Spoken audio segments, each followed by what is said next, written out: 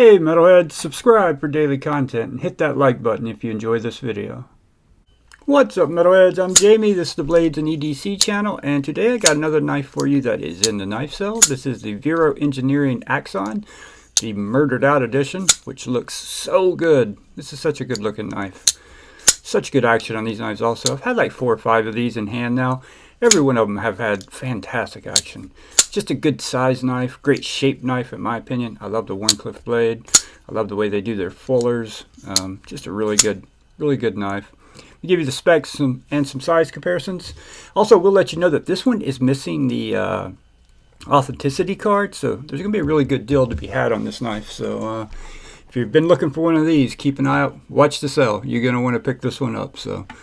Alright, overall length on this knife is 8 inches, closed length 4.5 inches, blade length 3.5 inches, blade thickness is 140 thousandths, M390 blade steel, the weight is 4.3 ounces, and the action is phenomenal.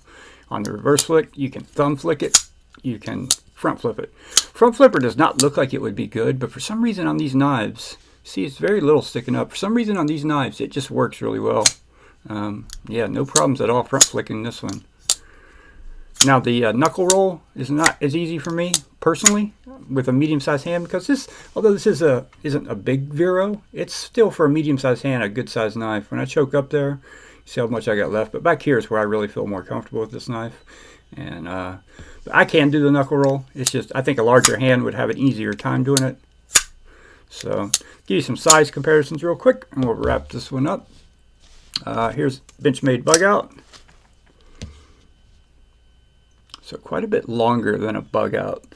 Here's an AD 20.5. Again, quite a bit longer than AD 20.5 also.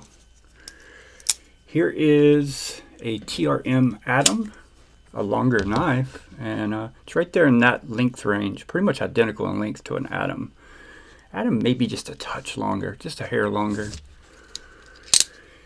Here's a Mallory Designs Forest. A little bit longer than the Forest, but not by much. Here is a Spyderco Yojimbo 2. A little bit longer than the Yojimbo 2. Here is a Devo Stout. Quite a bit longer than the Stout. May as well go ahead and throw out Veros. Here's a Vero Impulse. Quite a bit smaller than the Impulse. And here's the Synapse XL by Vero Engineering. Way longer than the Synapse XL. So Vero makes larger knives, that's for sure. He likes them bigger. Do a couple more size comparisons here that are maybe a little more recognizable. Here's the QSP Penguin. Here is the Kaiser Sheepdog. It's a hair longer than the Sheepdog. And we'll go ahead and do the Mini Sheepdog.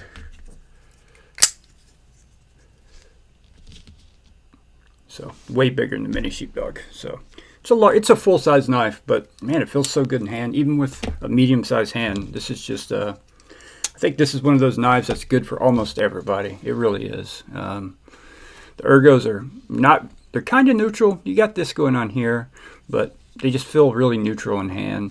Lock bar, there's no cutout, but you got plenty of room to get to it, and it's buttery smooth. Such smooth action on the lock bar. Super comfortable also. There's a chamfered edge in there. It makes it very soft on the thumb to disengage that lock bar. Feels really good. And the action is phenomenal. So, alright guys, if you have any questions about this one, comment below. And I'll see you guys on the next one.